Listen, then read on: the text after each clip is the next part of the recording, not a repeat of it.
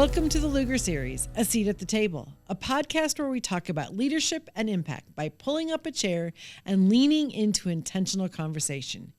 Each episode highlights the impact of our alumni and friends who have helped shape and expand the table for women across Indiana. I'm Ann Hathaway, Executive Director of the Luger Series, and today I'm honored to be joined by Beth Boyce. Beth serves as chair of the Johnson County Republican Party and is a district director for Congressman Jefferson Shreve, where she works directly with constituents and communities throughout Indiana's 6th District. She is also a proud 2004 Luger Series alumni who continues to lead through service, relationship building, and a commitment to strengthening both her community and our party. Beth, thanks for taking a seat at our table today. So we're going to dig right in. You wear all these different leadership hats, and there are some that I didn't even mention. You're a former elected official. You've been on the state committee. You do lots of different things, but they all have one thing in common. They are centered on serving people. As chair of the Johnson County GOP, what has leadership taught you about bringing people together, all those people who have different personalities, different perspectives, and more than anything, probably different opinions on how you should do your job? So how do you do it? Lots of opinions, yes. Well, I think, let's see, I'll go back to kind of where I started. So I grew up, as you know, in Benton County, which is a very rural county in northwest part of our state. And my dad also served as a county chairman for a long time, a big part of my life. And I think I just probably in my formative years really saw the way he conducted himself through his service to the party. He also served in an elected role on the county council. So I was really kind of taught, not necessarily directly taught, but just really watched him, the way he interacted, and the way that those connections and the service and the people really drove his passion and his work and all of that. So that's really where I would say it started. And then, as I've gotten older and gotten more involved in, like you mentioned, different organizations, different roles, it's the people that drive me and the connection.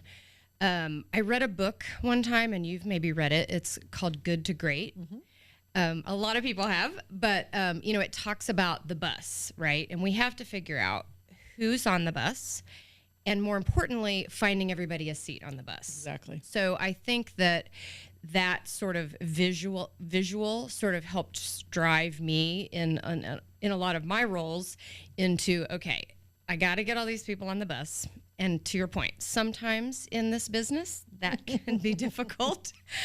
We all have a lot of opinions. I would say a strength of our party is kind of this individual way in which that we want to come to decisions, we want to engage. So we have to value that, but yet also try and drive this bus forward. So I'm really driven to try and keep everybody on the bus, keeping the bus moving forward, and helping everyone kind of find their seat. So obviously, being a county chair, you're very reliant on volunteers. What's your secret to finding volunteers who show up? Because a lot of people say, oh, I want to help. And then you can't quite get them to show up to do the jobs. How have you been able to be successful? Well, I think a few things. And actually, when I arrived here today, I'll just use this as my leading example. Someone that I encountered, I happened to learn that he lived in my county. So I'm always looking for an opportunity. There's always a door that's going to be open, right? And maybe this person isn't really interested in getting involved, but maybe they are. So how do I, present myself in an engaging and positive way to say, oh, hey, we have some things going on and you might be interested.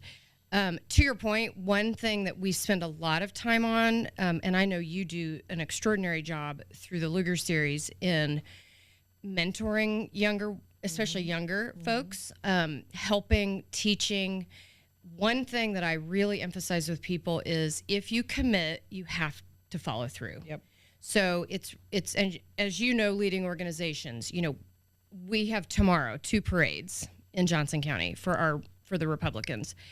And people will say, oh yeah, I'm kind of interested in that. I want to know more about that. And it's the balance of not pushing people, because these are volunteer positions. I can't pay these people. Right. I have to encourage them, and I need them to want to show up. Right. And then more importantly, when they do, that's a whole separate conversation. How do I add value to their experience?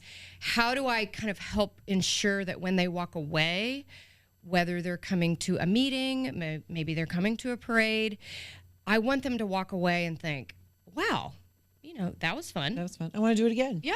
Or, oh, I got to, meet Congressman Shreve. He walked in the parade. That was cool. So, again, it's not only encouraging and following up and continuing to follow up. And that personal connection, I think, is really big. There was a couple that I met recently at a local church in Greenwood, expressed some interest. Oh, I think I might want to get involved. We're Republicans. Can you talk to me about this? I know you do an excellent job of I'll have coffee with anybody. Right. So we went to coffee. They had a 2-year-old daughter. She came to Starbucks, which, I have 3 girls, yes. So I feel like I'm very well versed on little girls. So they brought their daughter, and we had coffee and just tried to share kind of human to human, right? No pressure. Let me tell you a little bit about what we're about and what we offer. And then that was probably 3 or 4 months ago. And at that point, we really didn't have a whole lot going on. And so I had to remember that, oh, now I need to invite them. Right. So I follow up, send the information. Hey, we're going to be in Greenwood tomorrow. You should come. Right. And bring your daughter. Kids are very, very welcome into what we're doing. Right. So we want families. You should come. The parade is fun. It's no pressure. So are they coming? I hope. She said thank you. So, but again, but that's the other part, and this, you're not going to always strike gold. Right. Right. So if they say, oh, I'm really sorry we can't, or thank you for that invitation, that I find it like almost like a personal challenge to myself. Okay, they might not come tomorrow, but some point they're going to show up. Right. And I want to continue to be welcoming and engaging. Sure. And providing these opportunities, because not everyone, is going to see a Facebook post and take the initiative to show up. Sure. People love that kind of personal invitation. So how much of the work do you personally have to do, and how much can you delegate? I will tell you, probably a weakness of mine is delegating. I am very, very hands-on. So part of that is just because I think that I'm just very passionate about it. I also really enjoy it. So the connection is really what drives me. So, I'll use this young couple as another example. I now have that connection with them. Mm-hmm. So I find it really important that it's me. Mm-hmm. Now, it can't always be me, right? So when we're engaging on social media, or we're, sending out our email list, like, of course, there's support behind the organization. Sure. And we have a great team. My other officers, we each have our own spheres of influence. Mm-hmm. So my vice chair, or not my vice chair, the vice chairman of the Johnson County Republicans is our current sheriff. So, of course, his relationships and his network is very different than mine. Mm-hmm. So, I feel like I try to encourage those of us that are doing this to tap into that. But I do really, I play a very hands-on role. You and I, we're both snickering because we're both very controlling, and like you could say it that way, and yes. Like to control, but we also enjoy it. We also enjoy the engagement, bringing people in, and so I totally get it. Yep. And I think I love what you said about about the county vice chair and the officer team. I think it's my instinct that makes a healthy organization where everybody has a core group or can bring something different to the table, so that brings the whole together. Is that fair to say? Very fair. Yes, I think if you just look at our officers, right, the 4 of us, each of us really has just a completely different network. So I really do think that that's what makes us successful. And I will say, even when we were elected last year, when the party reorganized, and I think even as we look at building that team, we look at that, and that's also geographic diversity in our county. I live in Greenwood. The sheriff lives in the very southern part of the county. So I think that even provides the balance of, our backgrounds, our networks, plus, providing a balance of, although Greenwood is the population center in Johnson County, the largest population center, I don't want 4 officers that are from Greenwood.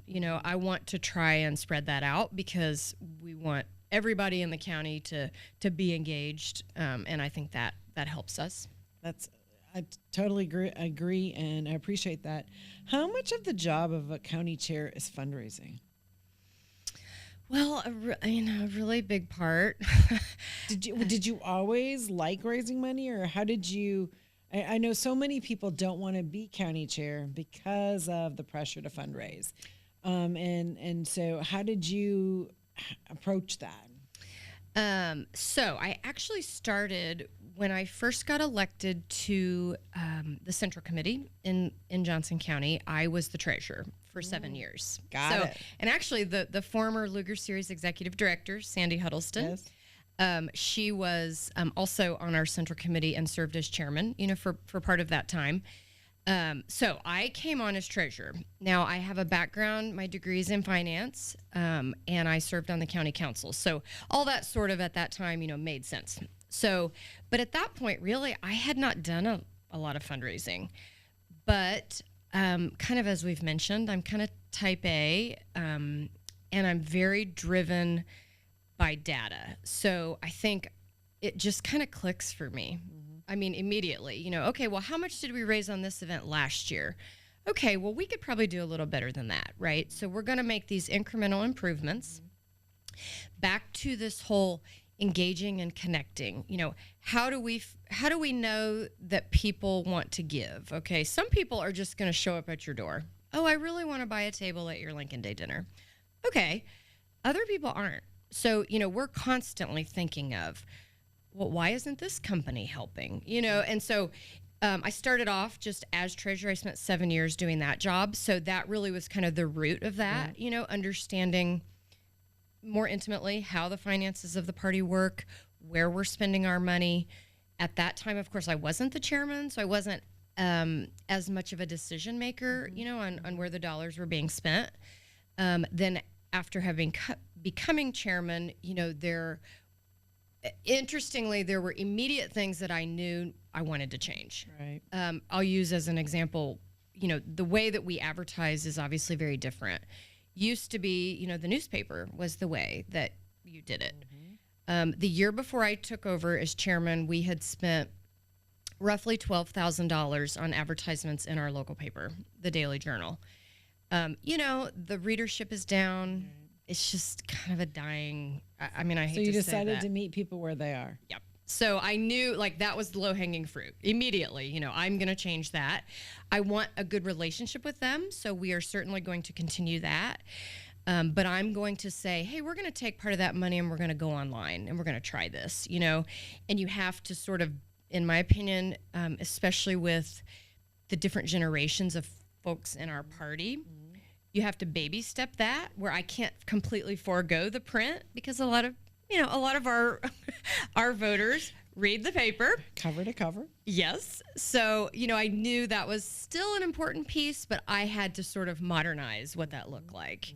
But I am very involved in the, back to your original question, very involved in the fundraising. To your point, I know a lot of people don't like asking for money. I know probably we'll have a conversation in this today about getting people to run for office. It's a huge drawback. People are very nervous, but I've always thought, well, listen, I'm not asking for myself. I'm asking for the betterment of the party and for the community. The big picture of this is, I'm not spending your money for me. I'm doing it to help elect good candidates throughout our county.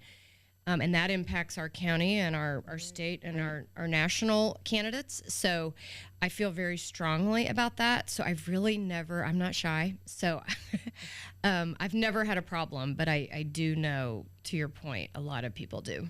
So you mentioned that when you became chairman, you set some priorities specifically with regard to the conversion from newspapers to a broader base of communication tools. Do you have the same priorities today, or do you have new ones? And if so, what are they?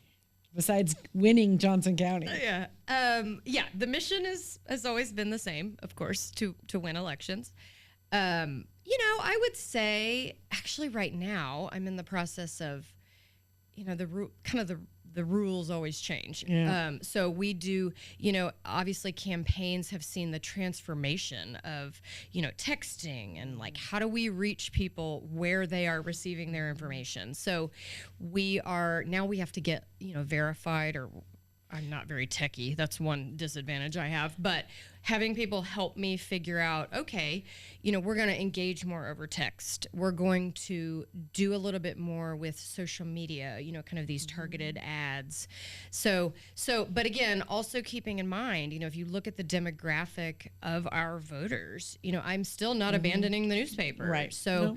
I do a lot of, especially when it gets to, holidays and they do like promotional things. I just approved some ads for our county fair. Right. There's a lot of things that we do want to support. They do a big push for back to school. Sure. Those are things that we want to support.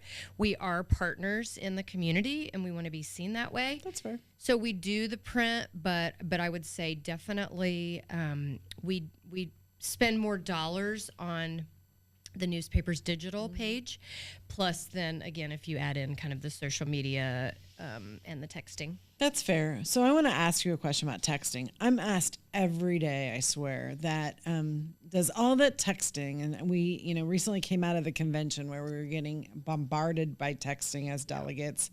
Does it really make a difference? Does it really matter? And I'm not a good person to ask, because I don't read them. I think it's Any of them? Well, I think it's because I sometimes read them just to see what they're saying, what the issues are. Sure. But I'm not sure that they influence me. Okay. And I am, and because I think I write them, or I've been on the. You're on the back side of that. Yeah. I just like swipe, delete.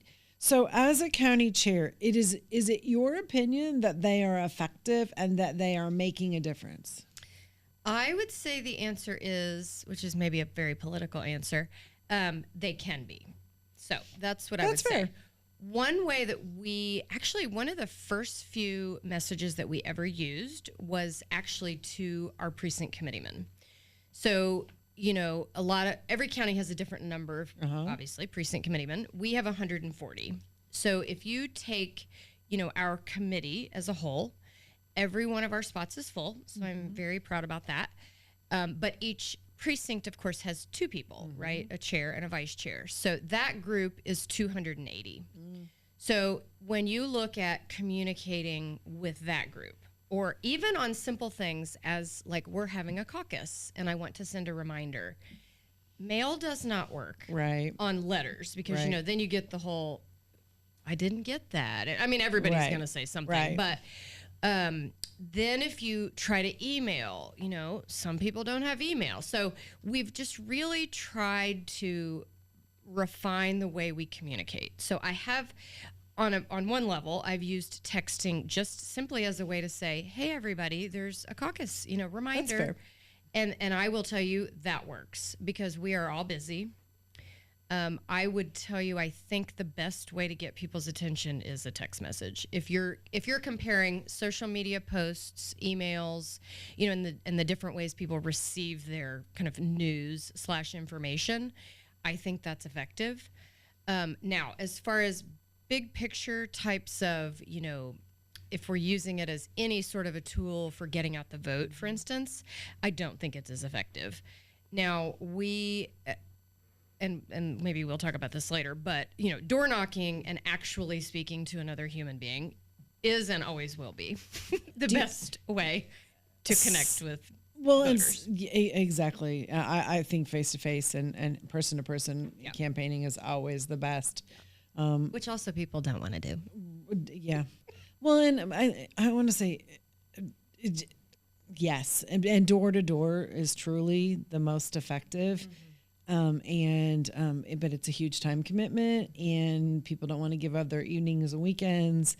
But if they want to make a difference, realistically, that is the most effective thing they can do. 100%. Do you think that do you have more men or women involved in your party in Johnson County, or is it 50-50?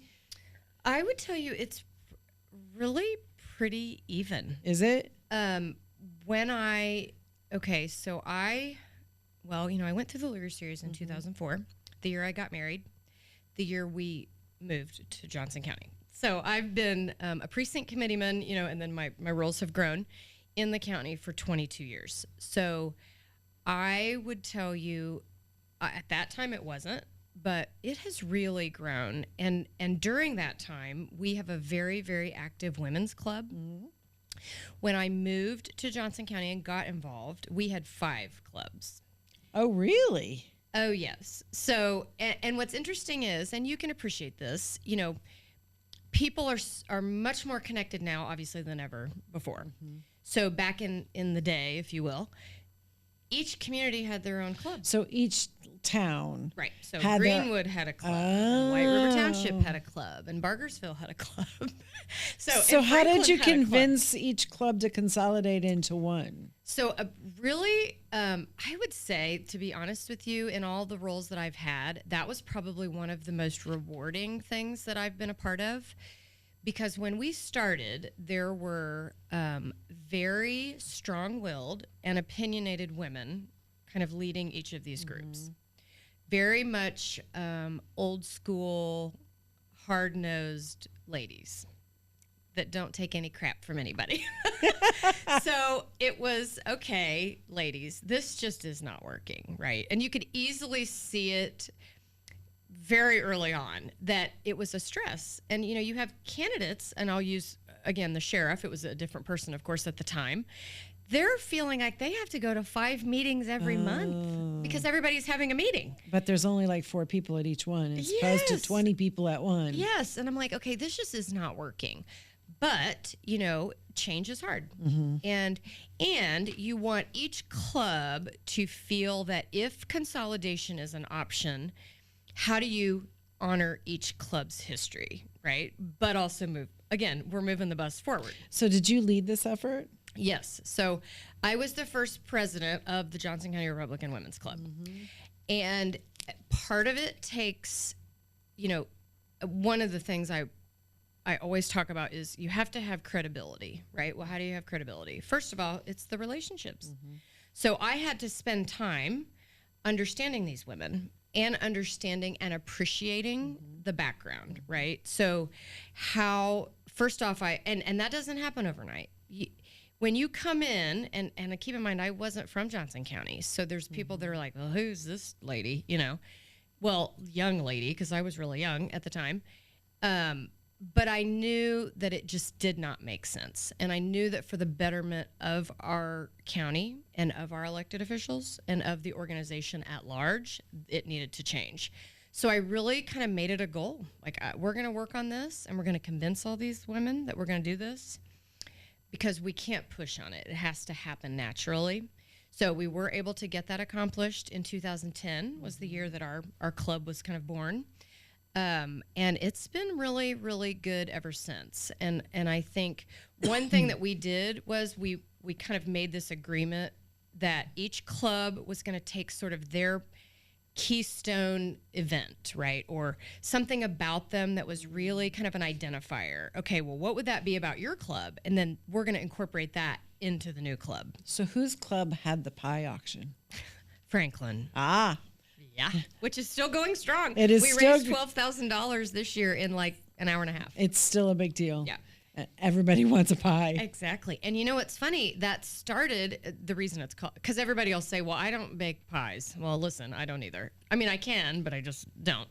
But that's where it started. It was women, 50 years ago that brought a pie that they made, and then they auctioned them off and they raised a little bit of money off that.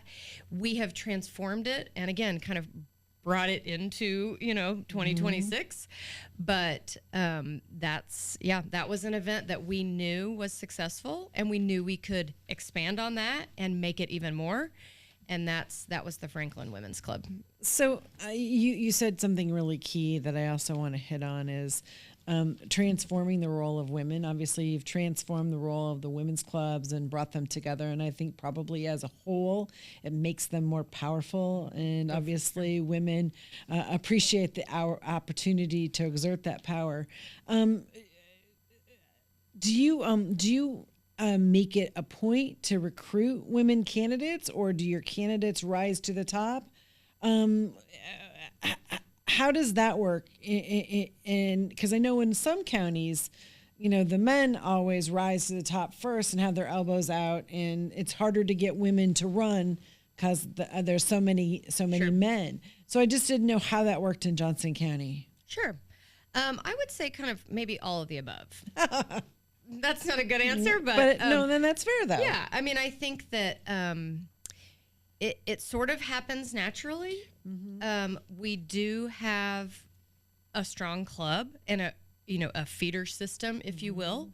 So I think by us having this consistent group where women come and men are welcome at our meetings, and the reality of this. I want the men at the meetings because there's 2 times as many people at the meetings. Sure. And, we are honoring all of our elected officials. Right. Well, I can't have a conversation with our legislators without the men at the table. Right. So those are important. I mean, I'm never going to, advocate for just an exclusive club here. But I think because of the strength of the club and sort of the nurturing of some of those relationships, it has just kind of come naturally. I'll tell you, when we just briefly talked about sort of the makeup of our central committee, I think as an effective chairman, you always have to be sort of thinking about that, right. So like when you are recruiting someone or, next year is our municipal elections. So as I think through, we sit down and have these conversations with all kind of, I do kind of an inventory, right? Okay, who's going to run again? Who's not going to run again? Where are there holes I need to fill? Things like that, which that's just... And that's true. Precinct committee people, exactly. Local elected officials. It happens. Your legislature, Congress, yes. everything. And sometimes these things come to you, right? I got a call the other day from a guy on our Greenwood City Council, and he's moving. So I know that is going to be an opening for us. Okay, sometimes it just happens. Some of this stuff is at the last minute. But I think that those are just always those calculations. So...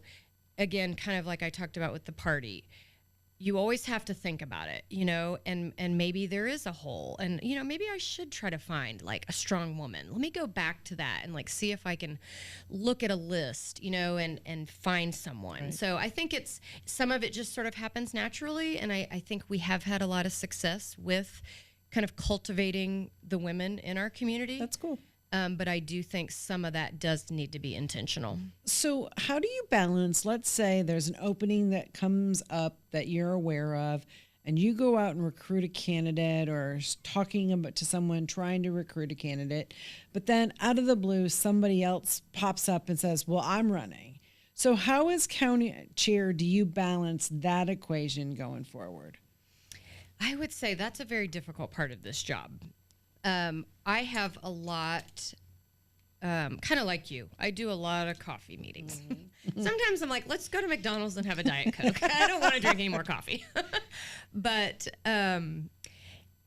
there are no guarantees in life. There are certainly no guarantees in this business. And I do think that managing expectations is a really big part of this job. Because a specific example comes to mind. There was actually a man that I really wanted to get involved. I knew he kind of wanted to run. He and I have a friendly relationship. He's volunteered at some things. He would really be good in one of our local positions. So, we have coffee one time, and I'm thinking, you really should run for this council position. And he's all gung-ho. Okay. It's managing expectations. First off, the county party does not endorse candidates. I cannot do this for you. So if you choose to do this, you really have to look at what you're agreeing to. To your point earlier about fundraising, a lot of people don't think about that, right? They sort of maybe think it just happens.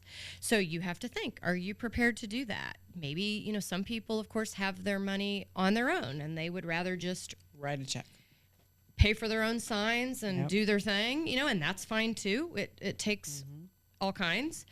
But I do think, you know, as a person who represents the party, you know, you've heard of, you know, a candidate runs, a candidate loses, and then it's like, well, you're the one that told me I should do this, and now thanks a lot, you know? So it's, again, all about managing expectations. And these people have to want to do this for themselves. And they have to understand the risk going into it, because it is a really unpredictable business. So most everybody I know thinks of you as a very, very successful GOP county chair.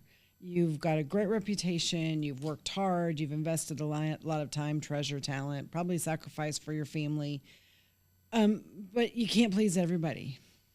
For sure. So how do you invest all this work and then somebody's mad? How do you keep from like saying, you know what, I'm just not going to do anything I'm not going to do this anymore, or, you know, have ruffled tail feathers and say, and not pop off at somebody. How do you do that? Okay. First off, I'm not on social media.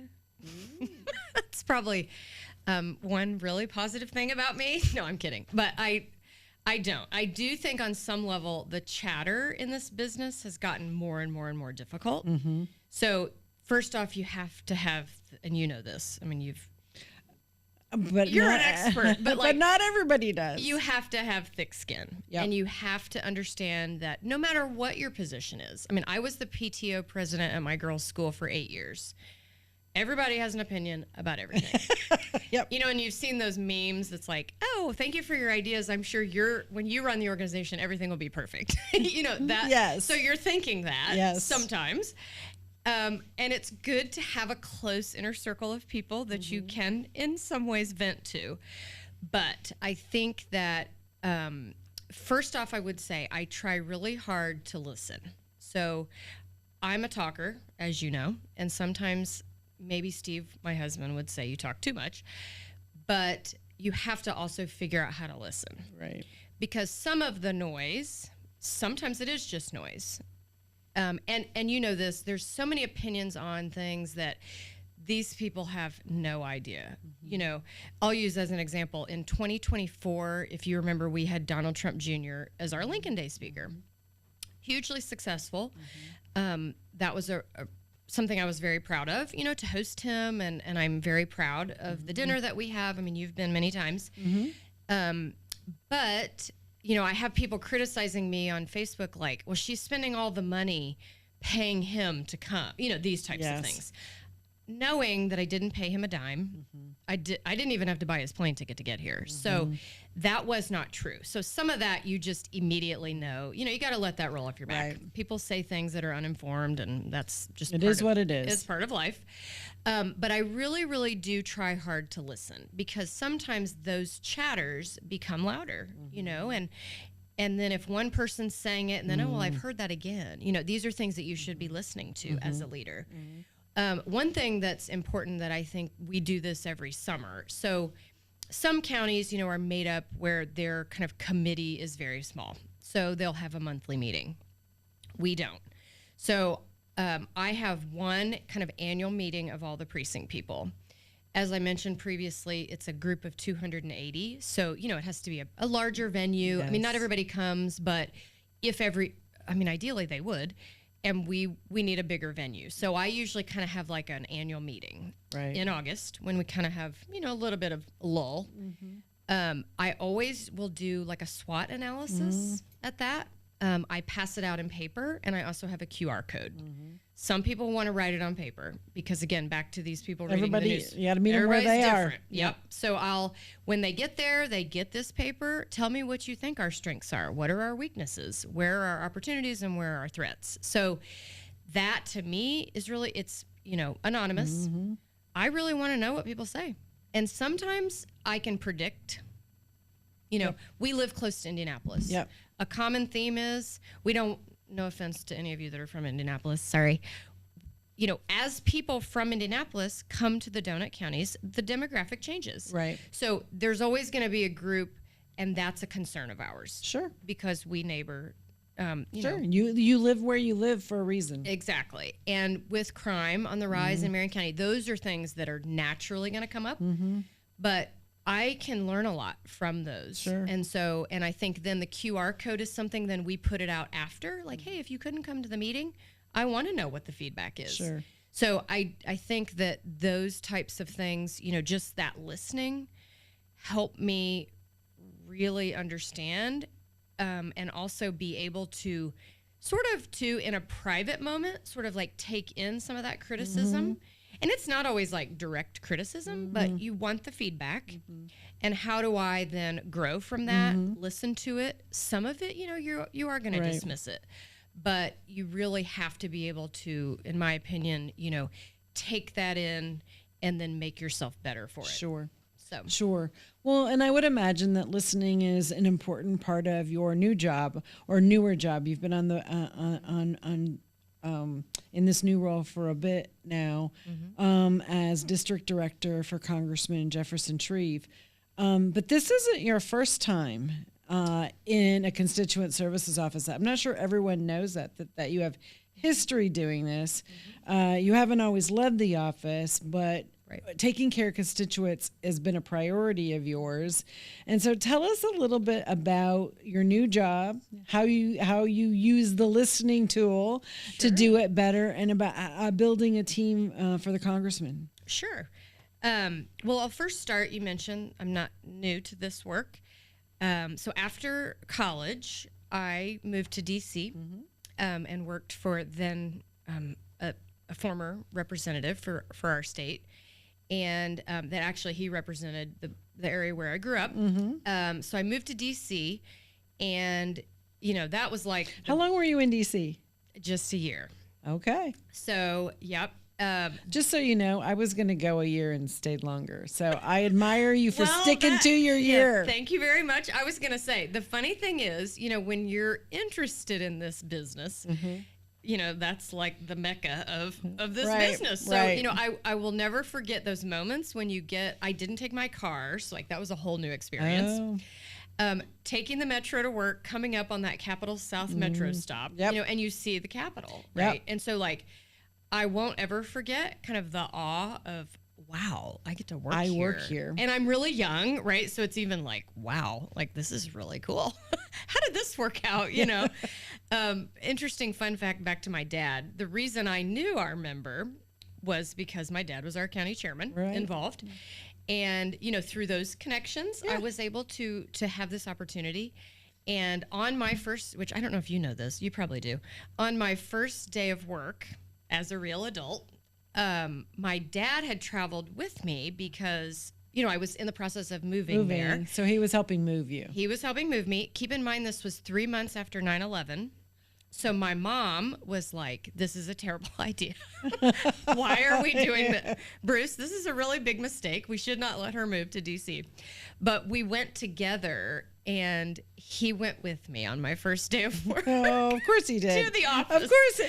But you're a daddy's girl, and I know knew your dad well. And so I can envision this. Yes. And of course, I'm sure everyone was mocking me in the office. Who is this girl that we just hired? And she brought her dad to work on her first day of work. But he ended up, doing his thing and taking a tour. But anyway, so I moved to D.C. and had an opportunity to kind of do, legislative work as an aide there. I knew almost immediately that although I really liked the work and I thought it was a cool experience to be there, I knew that I just didn't fit that. I knew that, I needed to see I needed to be on the other side of it. Right. And I knew Were I you wouldn't. surprised by that? Really, I was. Because DC, I remember DC was someplace you really wanted to be. Oh, and you know, you're around all these super successful people, and you know, you're seeing it from the inside, which is an awesome opportunity. But I just never felt like I fit into that sort of like rat race, you know, of like, I can remember going to, you know, things and everybody's comparing resumes and all of this. And I wanted to have a strong resume and be someone like that, but I knew I just didn't really fit that. So after a year, I was offered a position in Indiana. So I really felt strongly that this is going to be much more, you know, my speed. So anyway, I served until he retired. I was on his staff for 9 years. So really through that, I was able to really at the core of it, you know, understand the work. Just the details, the day-to-day, the casework issues, kind of the understanding of just the general operation. I really grew up in that position. So when I, you know, started, I was just answering the phones and doing some legislative work, and then ended up, I ran the finances of the office. I, you know, did kind of anything, right? I mean, you kind of have to do it all. But I did a lot of his scheduling. So really, really just understanding the operation. And then through those 8 years that I was in Indiana, really growing into understanding, you know, so many things that most people, you know, you don't grow up knowing, you know, what's a city versus a town and how do you best connect, right? When you want to go into a county and understand a little bit about how things work. Who do you call? Who do you call? Who are the commissioners? And, oh, did you know there's 3 in each county? You know, all the basis of really understanding some of that, you know, that's where I learned all of that. So really by the time he retired, I became really more focused on kind of the community service part of this job. I was out a lot more, you know, going to meetings, kind of making those connections, traveling with him a little bit more. And then really when he retired, I had just had our second daughter, and kind of, I joke with everybody, I kind of decided I was going to retire for a little while. So, you know, at that point, my life really changed. I decided to, you know, just really focus on the girls. And as I mentioned, I had gotten on the PTO, and I spent 14 years on the board of our PTO. And that was a really strong passion for me. I felt really strongly about getting involved, you know, and understanding and knowing the teachers and the faculty at the school. So that was a really important part of my life. And then, so last summer, early fall, Congressman Shreve had a spot that he was looking to fill, and came to me and knew, you know, that I did have a background, and since he had just started his operation, he was really looking for, you know, some people that had a little bit of maturity and a little bit of experience in kind of the constituent services and the operations of a district staff. So I joined in October, and it's been really good. So you were a local elected official at one time. You ran for office, but decided to not continue to do that. And now you work for another elected official. So how does that feel to have been an elected official, walked away, working for an elected official, and you've got all this political, how do you balance it all? And it's all tricky. It is. It certainly is. I will say, I think that, I served 12 years on the Johnson County Council, 3 terms. I originally got elected in a caucus. So that also, I think, you know, everybody comes at these things with different experiences. That was a really unique experience for me, just in terms of how I got, you know, kind of earned that spot. Which I will just tell you quickly, which you may remember this or not, but the person that represented us, it was a district position on the county council.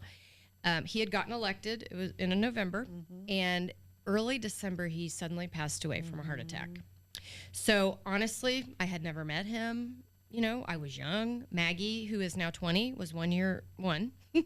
So I was a new mom, and, you know, working and just doing my thing. And I mean, I was involved in the party, sort of. But life then kind of caught up with you. Yeah. And a few people came and said, you should think about running for this. This would be a good opportunity.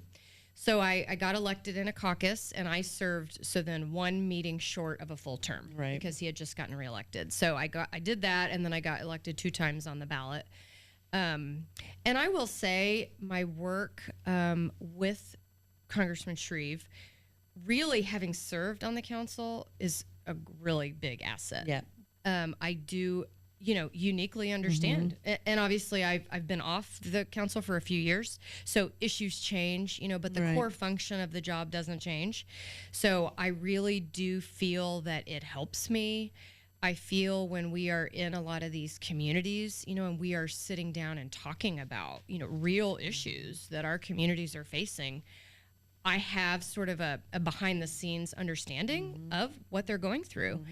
And all of my political experience, everything goes hand in hand. Right. The political pressures that we face, local elected officials have immense pressure. I mean, everybody does, but when you represent your neighbors, and you're making the decisions about, trash rates and all these very, very intimate, very local decisions, that's difficult. And so I think it really does help me in the way I can connect with people and help relate that, hey, I know what you're going through. Well, and that was what I was going to say, the relating part. I think that through all the different roles you've had and that you have, the ability to grow relationships, to make relationships, and that I've always admired you in the sense that you don't let grass grow.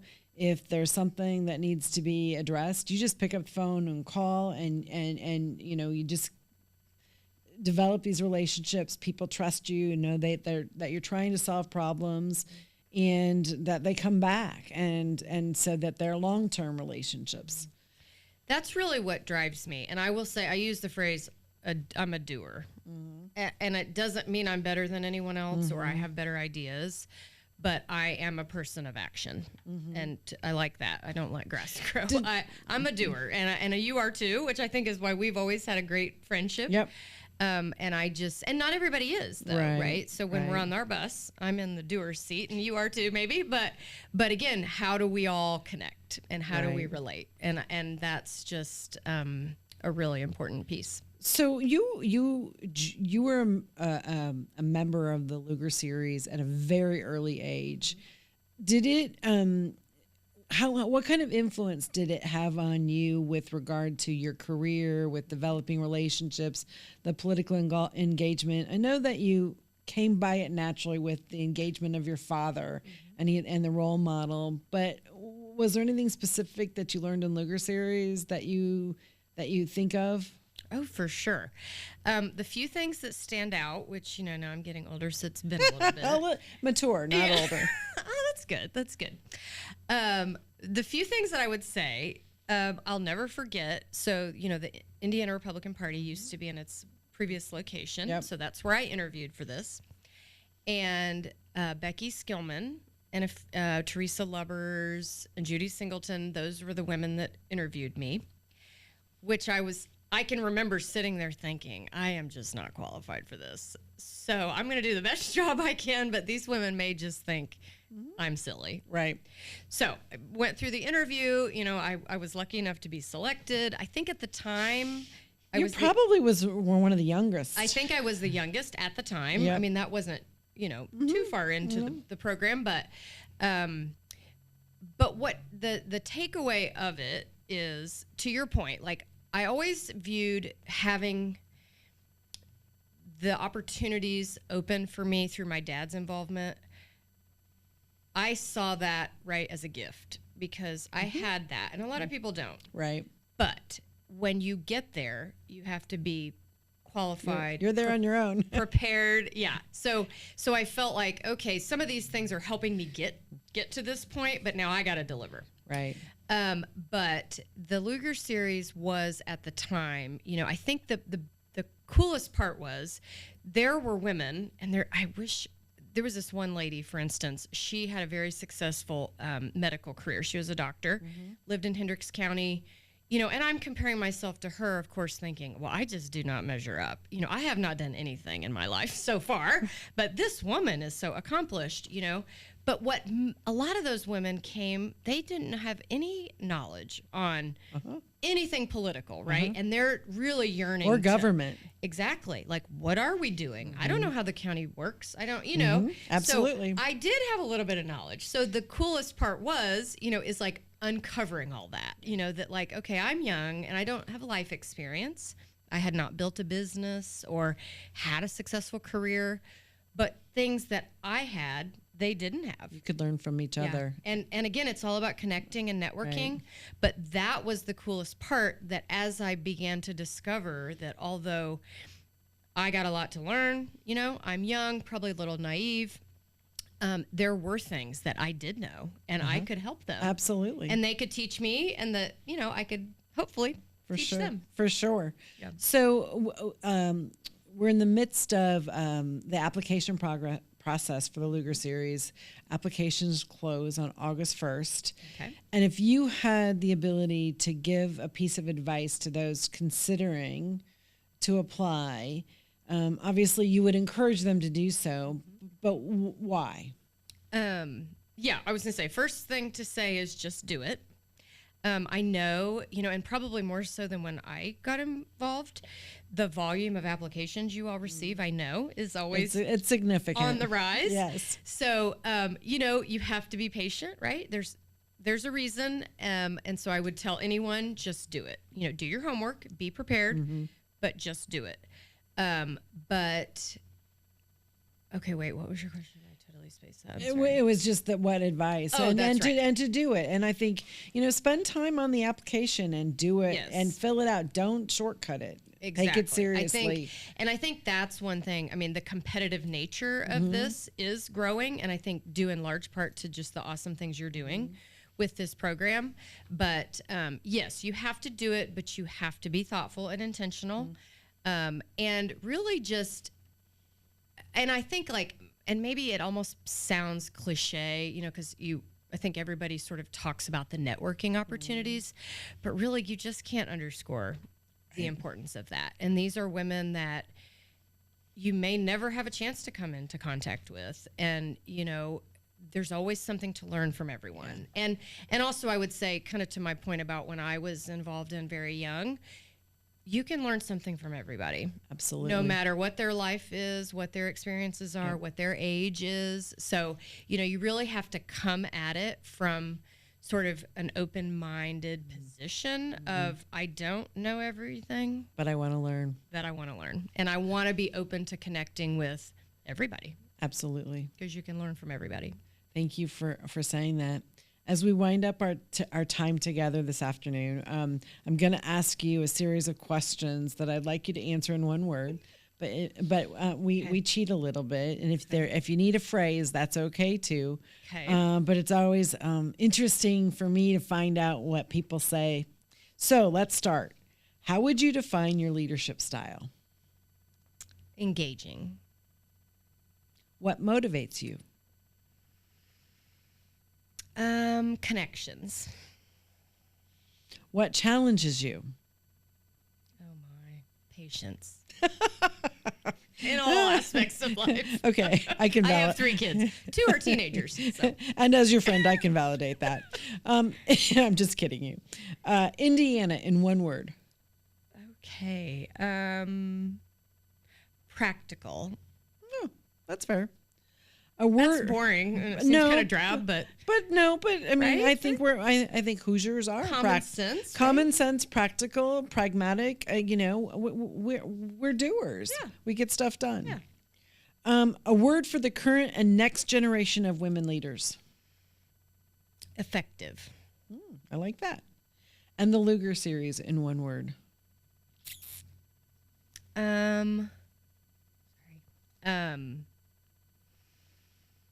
Connected. I like that too. Networking. Beth, thanks for being with us today. It was a real pleasure to sit down and have a chat. So thank you for having me. We might have to have you come back. You never know. There's a whole bunch of things on our script that we didn't cover today.